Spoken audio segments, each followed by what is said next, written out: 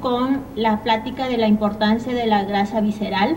Muchas veces nosotros no sabemos, pensamos que nada más es algo estético la lonjita que tenemos ahí, pero no sabemos qué tan mala es esa lonjita que tenemos de fuera. También por dentro es el daño que provoca, y el doctor o los doctores, que gracias por aceptar la invitación, el doctor Luis Fernando Zorrilla Núñez y el doctor Armando Guerrero Hernández nos van a explicar ampliamente de esa grasa visceral, ¿sí? La importancia de la grasa visceral en nuestra salud. Ellos son egresados de médico cirujano partero de la Universidad Autónoma de Nuevo León, egresados de la especialidad de cirugía general también del Hospital Universitario, y actualmente ambos son miembros del Centro de Cirugía Bariátrica y Metabólica del Hospital Universitario. Entonces, muchas gracias y un aplauso por la presencia de los doctores.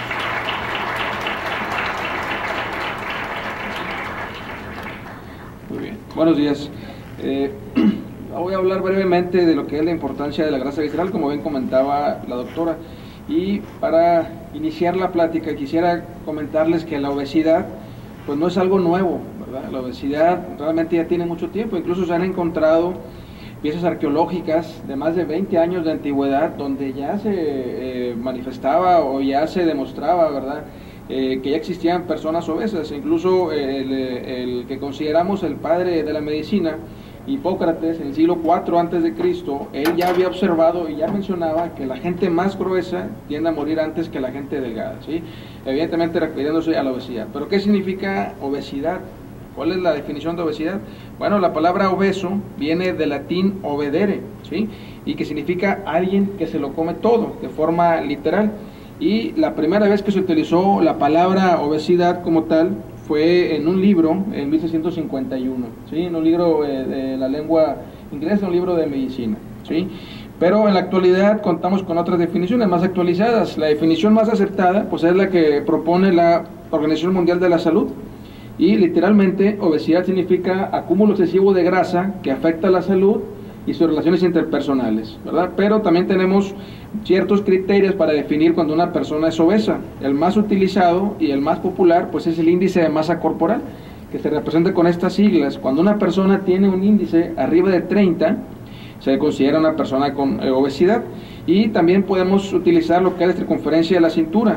Ya hay medidas establecidas de forma internacional que cuando un hombre tiene más de 102 centímetros o una mujer más de 88 centímetros, se considera que está obesa.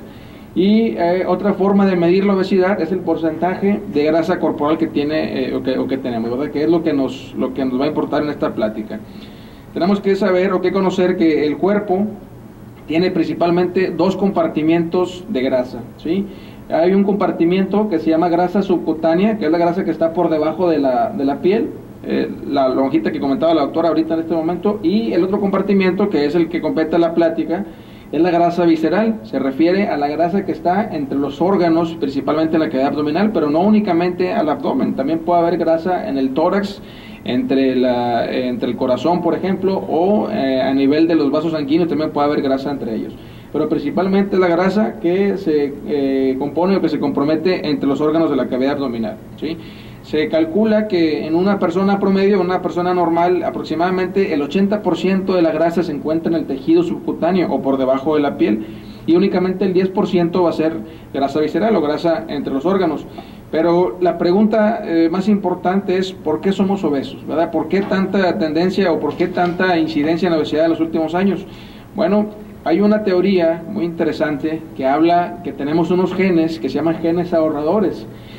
En la prehistoria, conseguir comida no era lo mismo que ahorita, ¿sí? Conseguir comida, bueno, había que cazar para poder comer. Se calcula, hay cálculos ya hechos, que las personas primitivas comían una vez por semana lograban comer, ¿sí? Esto, al pasar por periodos de ayuno tan prolongados, la misma evolución permitió que se desarrollaran genes que ahorraban energía y ahorraban grasa para poder sobrevivir y así poder llegar hasta nuestros días. Y bueno, al llegar a nuestros días, con estos genes ahorradores, pero con la civilización que tenemos ahorita, bueno, pues es que tenemos tanta obesidad, ¿verdad? O sea, ya es mucho más sencillo conseguir comida, ¿verdad? pero tenemos los mismos genes que antes, ¿sí? ¿Y qué es en sí la grasa visceral? Bueno, la grasa visceral o la grasa en el cuerpo pues no es del todo mala, ¿verdad? También puede ser un factor protector, por ejemplo, para las caídas. Se ha demostrado que las personas, o cuando una persona cae, la grasa puede servir de un factor protector, ¿verdad? Pero la grasa visceral en sí también puede ser un depósito de grasa patogénico. Ahorita vamos a ver qué significa patogénico. Se puede comportar como un órgano incluso. La grasa no es simplemente grasa, se puede comportar como un órgano porque puede producir sustancias y hormonas que van a alterar el metabolismo y la función del organismo, ¿sí? Y obviamente, o lo que más importa es que puede aumentar el riesgo de producir o desarrollar enfermedades, ¿sí? Como les comentaba, que la grasa visceral no es del todo mala, pero bueno, como bien se dice, ¿verdad? Digo, todo con exceso es malo, y evidentemente el tener grasa en exceso es lo que nos va a llevar a los factores de riesgo. Se ha demostrado que el tener una abundante grasa visceral, bueno, va a predisponer a los pacientes a una mayor prevalencia de enfermedades como la diabetes, la hipertensión, enfermedades del colesterol y lo que puede incluso acabar con la vida de las personas son enfermedades cardiovasculares, infartos o derrames cerebrales. Y también forma una parte muy importante del síndrome metabólico. ¿Qué es el síndrome metabólico? Bueno, el síndrome metabólico es un desorden que predispone a las personas afectadas a enfermedades cardiovasculares, causando niveles de glucosa en sangre elevados, colesterol o hipertensión arterial. El síndrome metabólico tiene dos mecanismos o dos componentes muy importantes, que es el exceso de grasa visceral y el exceso de glucosa en la sangre, ¿sí? ¿A qué nos referimos cuando decimos que la grasa visceral es patogénica? ¿Qué quiere decir patogénica? Bueno, como les comentaba hace un momento, la grasa se puede comportar como un órgano, ¿sí? No es simplemente un exceso de tejido, no, se puede comportar como un órgano como tal, ¿sí? Ya está demostrado científica y bioquímicamente que produce sustancias, a nivel celular produce sustancias que se liberan, produce hormonas que van a alterar el metabolismo del cuerpo, y la importancia de la grasa que se encuentra entre los órganos, así a grandes rasgos, es que tiene una relación muy importante con el hígado, que es un órgano importante en el metabolismo de las personas. Al tener una cercanía muy importante con el hígado, la mayoría de las sustancias que se producen en la grasa se descargan a través de los vasos sanguíneos que van a alimentar el hígado y van a producir todos estos cambios que les menciono. Y el cambio más importante a nivel de los vasos sanguíneos pues es el acúmulo de grasa en ellos mismos, ¿sí? Con el paso del tiempo la grasa se va acumulando en las paredes de las arterias y va ocluyendo su luz, provocando los infartos o los derrames o accidentes cerebrales. Pero no es lo único que ocasiona la grasa visceral. También se ha demostrado que puede ser cancerígena. ¿Qué quiere decir cancerígena? Aquellas personas que tienen un exceso de grasa visceral tienen mayor riesgo de padecer cáncer de colon, cáncer de endometrio, cáncer de vejiga e incluso cáncer de páncreas, ¿sí? Hay otra pregunta muy importante que tenemos que hacernos. ¿Hay alguna diferencia entre los hombres y las mujeres en los compartimientos de grasa, tanto visceral como subcutáneo? Bueno, la respuesta es que sí, hay una diferencia. Si una mujer tiene más grasa visceral, tiene mayor riesgo que el hombre de tener alguna enfermedad de las que estamos mencionando. Pero las mujeres son más tendentes a tener grasa por debajo de la piel, son más tendentes a desarrollar caderas más grandes y pudiera ser un factor protector, ¿sí? El que las mujeres tengan un diferente tipo de obesidad, se habla que tenemos dos tipos de obesidad en el hombre y la mujer. Los hombres habitualmente van a acumular su grasa o su obesidad en el centro de su cuerpo, en el centro del abdomen, lo que conocemos como obesidad en manzana, y las mujeres tienden a acumularla en las caderas. Es decir, ellas tienden a acumular más grasa por debajo de la piel, lo que conocemos como obesidad en pera. Bueno, hay teorías de que la obesidad en pera o la grasa subcutánea pudiera ser un factor protector para estas enfermedades. Lo que definitivamente nos va a afectar es la cantidad de grasa visceral. Esto no es una regla, puede haber hombres con obesidad en pera y mujeres con obesidad en manzana, ¿verdad?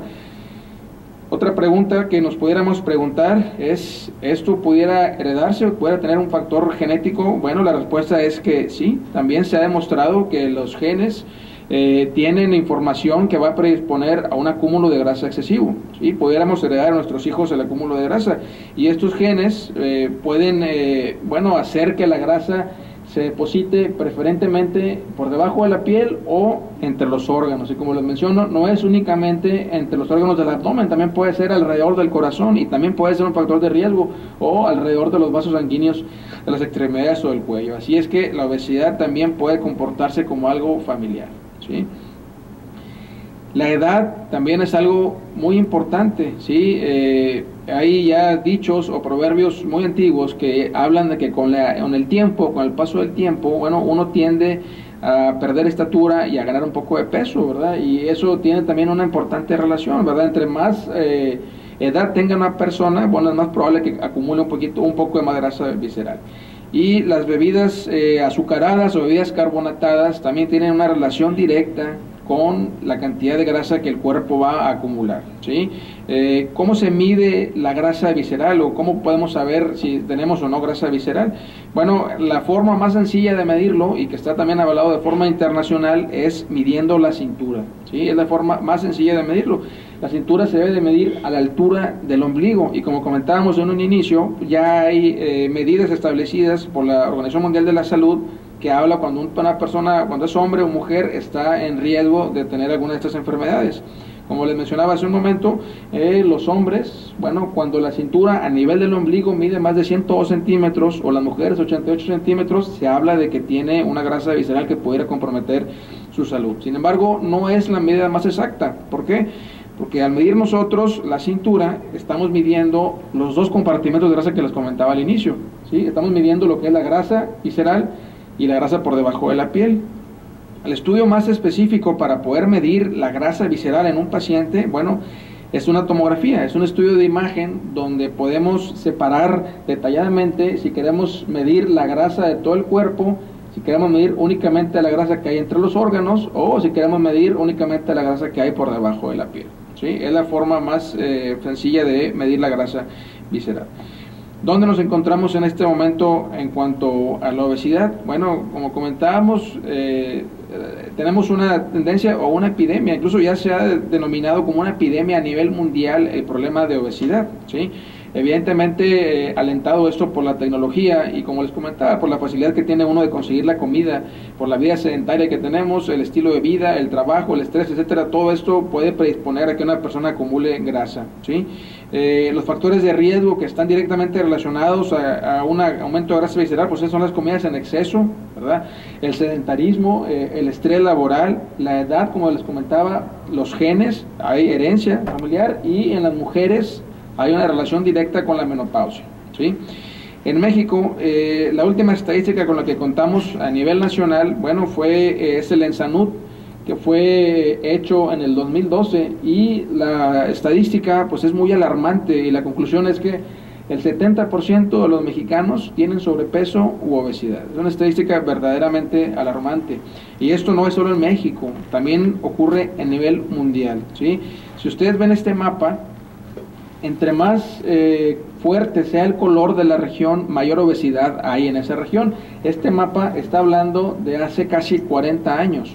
En los hombres, en el mundo, los hombres se comportaban de esta forma hace 40 años, pero 40 años después vemos que esto ha avanzado enormemente, ¿sí? La obesidad se está comportando a nivel mundial de una forma muy agresiva. Vean ustedes la diferencia, la tendencia a ser ya casi completamente rojo, sobre todo en Norteamérica, y no solo en hombres, también en mujeres. Igual hace 40 años, ¿verdad? Bueno, los colores en rojo no eran tan predominantes, o había uno que otro rojo, ¿verdad? Pero con el paso del tiempo, pues esto ha cambiado y la obesidad o el sobrepeso ha venido a tomar una forma importante.